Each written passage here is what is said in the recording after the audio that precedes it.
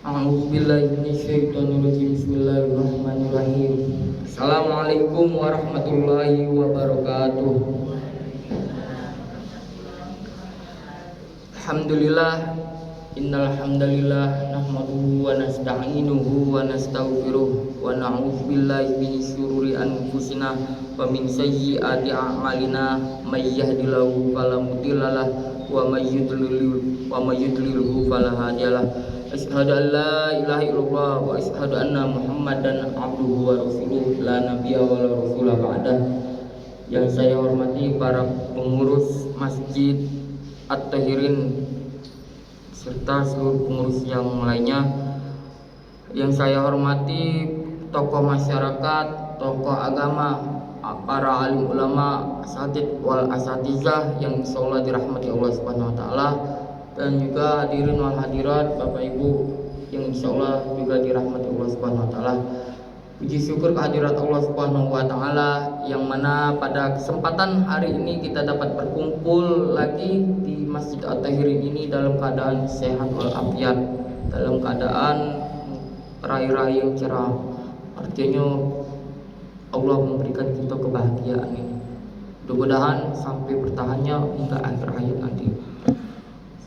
Salawat serta salam semoga tercurahkan kepada junjungan kita Nabi agung kita, Nabi besar Nabi Muhammad sallallahu alaihi wasallam, serta keluarga, sahabat dan para pengikutnya hingga akhir zaman.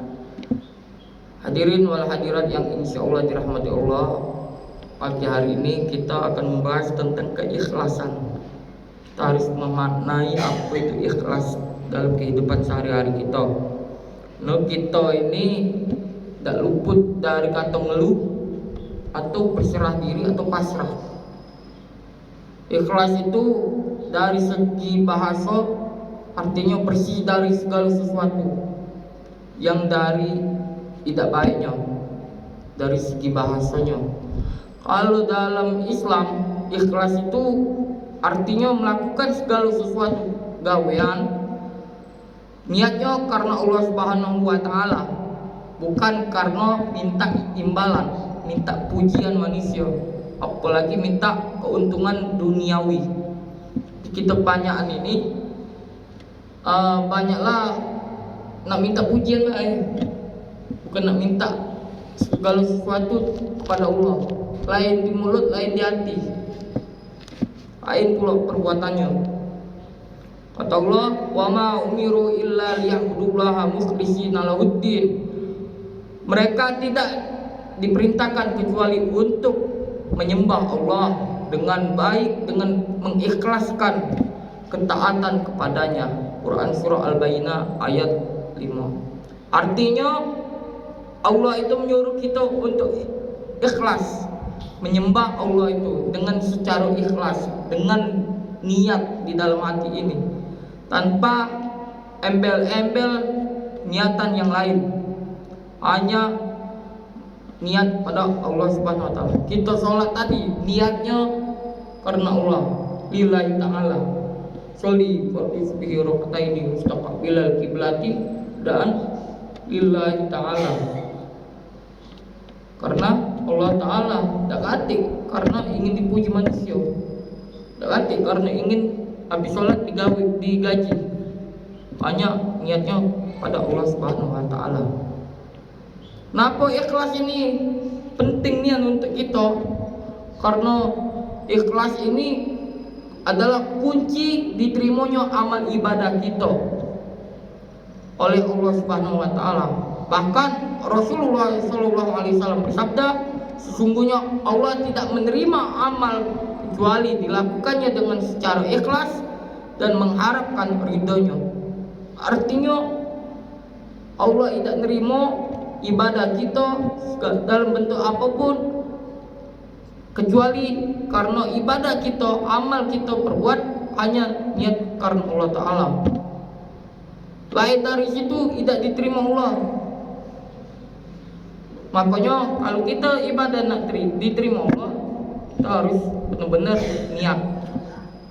Setelah berniat, kita memang benar-benar melakukan itu, tidak main-main dalam artiannya. Ikhlas itu bukan berarti menolak imbalan apa yang kita gawe ke yang kita lakukan.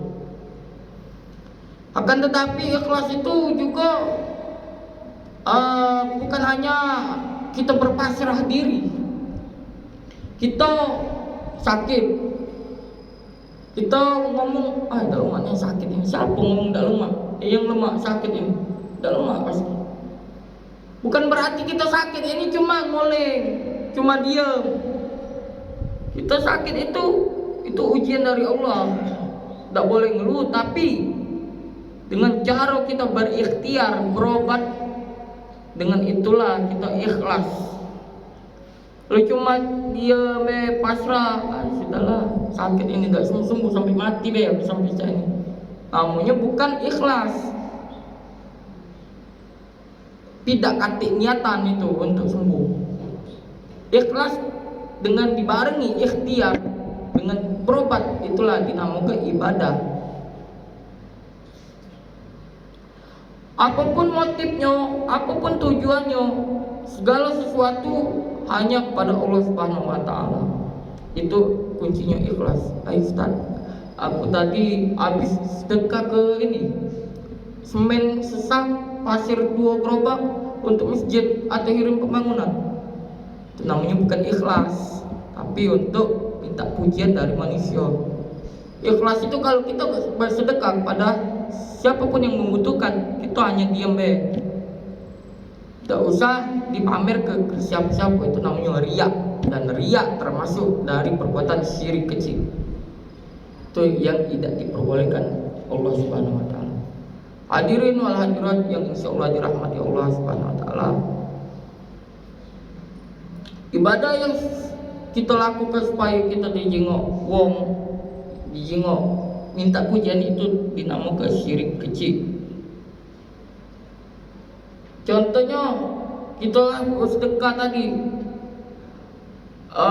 kita lanjut tahu tadi, tapi pengurus masjid tidak memberitahu ke jamaah. Itu dia ngadu loh. Oi Pak Ustaz, ngapa nama aku tak dicantum disebar ke jamaah lain bahwa sana aku sedekah untuk masjid ini. Artinya itu lah minta lebih dari riak tadi, membanggakan dirinya. Oh, aku ada duit. Oh, aku nak ngambu ini. Itu namanya riak. Tidak diperbolehkan dalam agama. Kalau kita nak bersedekah, ibarat tangan kanan memberi, tangan kiri sembunyi. Kerjanya apa? Hanya kita yang tahu, yang lainnya tak boleh tahu. Kita itu harus ikhlas. Sedekah juga bukan memberi dengan ala kadarnya. Maksudnya apa? Kita sedekah tapi hati kita tak nerima. Hati kita ngomong lain. Ada pengemis datang ke rumah kita, Assalamualaikum Pak Ustaz, Assalamualaikum Haji, ini lagi susah, tak makan 3 hari. Tak tahu makan apa dah dia. Minta sedekah, tunjuklah duit tadi. Pengemis tadi berlari, dia ngomel, buntu itu, minta-minta terus setiap hari ke rumah kita. Lain kali kalau dia datang sini, dah usah tinjau lagi, kunci lawang. Itu namanya tidak ikhlas. Kalau memang kita nak ngenjuk, tapi diniat kebarengan. Kalau kita ngenjuk ini hanya karena Allah Ta'ala. Hadirin wal hadirat yang insyaallah dirahmati Allah, Syekh As-Sa'di dalam tafsirnya menjelaskan bahwa ikhlas itu ibadah dengan tujuan hanya Allah semata, tidak katik tujuan yang lain, dan berdoa mengharapkan hanya pada Allah Subhanahu wa taala. Kelas ini juga sama cak ibadah yang lainnya, sholat. Termasuk juga sholat juga harus kita ikhlas. Kita juga sholat juga harus khusyuk. Harus benar-benar karena Allah Ta'ala, bukan karena keterpaksaan, bukan karena hambatan yang lainnya.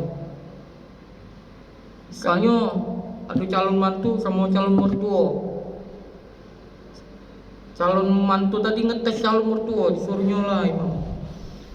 Niat bagus pula suara Allahu Akbar dengan lagunya Bismillahirrahmanirrahim. Di calon mantu bagus, pakem nian calon mertua nih. Yang lain dua itu mabok judi, kalau yang ini jadi imam ini lah. Nah, itu namanya nunjuk ke riya. Artinya sholat karena untuk minta dipuji oleh calon mertuanya tadi. Bukan karena Allah Subhanahu wa taala. Dan pada akhirnya harus kembali memperbaiki niat kita. Oleh itu kita harus memperbaiki niat kita dalam bentuk segala aspek apapun perbuatan yang kita lakukan. Kita nak pergi begawe, kita berniat.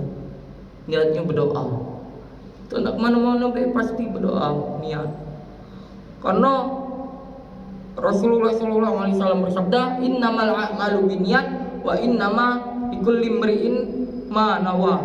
Sungguhnya segala sesuatu perbuatan yang kita lakukan tergantung dari niat. Dan bagi yang setiap balasannya itu sesuai dengan apa yang diniatkannya tadi. Maksudnya apa? Segala sesuatu nak kita lakukan ini pasti dengan niat. Kita nak pergi ke PS, pasti ada niatan. Apa yang didapatnya, tujuannya dari belanjaan itu hasil dari niatnya tadi. Tidak ada dari PS tadi bawa mic. Tak mungkin juga pasti bawa minyak, beras, belanjaan. Itu jadi tujuan, jadi hasil dari niat kita tadi. Hadirin wal hadirat yang insyaallah dirahmati Allah. Apa dampak ikhlas dalam kehidupan? Ada 3 dampaknya. Yang pertama, wong yang ikhlas akan merasa tenang dan damai hatinya, tabah dalam menghadapi ujian dan cobaan dan kesulitan dari Allah Subhanahu wa taala. Wong yang ikhlas ini merasa dirinya tenang, tidak kati gelisah, hatinya damai, tentram. Kita sakit tadi contohnya, kalau kita ikhlas terima, tidak ngeluh ketika Allah memberikan kita ujian, kita tabah dalam menghadapi situasi cobaan, insyaallah kita tenang, tidak kati gegabah, kati kita nak gelisah, sakit ini, apalah aku baca sakit ini, saronian makan lemak, wong lain makan pempek, kita makan bubur. Kayaknya tidak nerima apa yang dikasih Allah Subhanahu wa taala kepada kita. Kita terima. Boleh jadi Allah memberikan kita cobaan, Allah memberikan kita musibah itu untuk pelajaran buat kita. Itu bisa menjadi penghapus yang dosanya kita. Pokoknya kita harus berbaik sangka juga. Tidak boleh ngeluh. Dan juga ikhlas dalam menjalankan segala sesuatu. Yang kedua, menjadi nilai ibadah kita jika diniatkan kepada Allah. Kalau kita berniat karena Allah Ta'ala, kita nak pergi mana baik karena Allah Ta'ala, itu menjadi nilai ibadah kita. Yang ketiga, bisa memperkuat karakter seseorang. Kalau wong yang galak nyumbang, galak membantu sesama, apa yang bisa memperkuat karakter seorang tersebut? Wong itu dicap menjadi dermawan. Itu memperkuat karakter seseorang. Wong yang niat tiap hari ke masjid, ke langgar, sholat ibadah seperti wong alim, itu memperkuat wong karakter tadi. Wong yang memang benar-benar ikhlas karena Allah Ta'ala. Mana caranya kita bisa ada sikap ikhlas dalam diri kita? Yang pertama, kita berdoa kepada Allah, minta kepada Allah. Allah itulah kita minta, bukan manusia yang kita mintai. Mana keliling tidak dapat, tidak. Hanya kepada Allah Subhanahu wa taala kita meminta. Mohon kekuatan, ya Allah. Hamba ingin hati hamba ini ikhlas dalam segala sesuatu. Apa yang hamba sedekahkan ini menjadi bermanfaat bagi yang lain. Hamba ikhlas, mohon kesabaran, mohon arahannya dari Allah. Hadirin wal hadirat yang insya Allah dirahmati Allah. Yang kedua, kita perbanyak zikir, mengingat Allah tadi. Mengingat Allah, la ilaha illallah. Ketika kita sakit, la ilaha illallah. Daripada kita ngeluh, nang amuk bae di rumah, di kamar teguling tekapar. Ya Allah sakit dalmanian, rumah kita berzikir, la ilaha illallah, la ilaha illallah. Rumah juga rumah dengarnya adem. Yang ketiga, berbuat baik pada sesama kita, saling bantu, saling tolong menolong. Ketika tetangga kita lagi ada kesusahan, kita bantu. Ketika tetangga kita lagi pindahan rumah, kita bantu ngangkat barangnya. Nah, kita tetanggaku nggak jelek, kalau ngatai aku pulau, tetap kita bantu walaupun dia pernah ngejeleki kita. Boleh jadi apa yang kita bantu dia tidak akan pernah lupa kebaikan kita. Yang keempat, bersyukur atas nikmat yang Allah berikan. Mana caranya menjadi orang yang ikhlas? Kita bersyukur kepada nikmat yang Allah berikan. Syukuri ibu, kalau gaji laki itu tidak seberapa, misalnya gajinya 1 juta 2 juta, syukuri. Nida ibu-ibu zaman sekarang, laki-laki capek pegawai balik ke rumah dimarahi, kenapa gajinya kurang? Syukuri. Kalau kita merasa kurang terus, artinya kita belum ikhlas, artinya kita belum syukur nikmat yang Allah berikan. Boleh jadi apa yang didapatkan walaupun sedikit, tapi itu menjadi keberkahan. Boleh jadi apa yang didapatkan banyak itu tidak berkah. Contohnya banyak sekarang, banyak duit, harta bergelengan, tahu-tahu tangkap KPK. Artinya apa? Korupsi, paling duit negara, tidak berkah hidupnya. Gelisah hatinya, mikir cak mano ini. Kalau duitnya dikit, nambah gelisah Ustaz. Kalau duitnya dikit, artinya kita kurang bersyukur gitu. Apa yang ada di depan kita makan. Jangan nak sini rendah, situ ayam yang jauh, lemak pula ayam itu. Jangan cak itu. Makan yang apa ada di depan kita. Jangan milih-milih. Dan pada akhirnya segala sesuatu kita hanya berharap kepada Allah Subhanahu wa taala. Mudah-mudahan apa yang kita dapat pelajari hari ini dapat kita bahas subuh ini, mudah-mudahan menjadi yang bermanfaat. Mudah-mudahan Allah Subhanahu wa taala merahmati kita galo-galo, mengampuni dosa kita galo-galo, menerima amal ibadah kita galo-galo. Amin amin ya rabbal alamin. Dapat saya sampaikan, kurang lebih mohon maaf pada Allah, saya mohon ampun.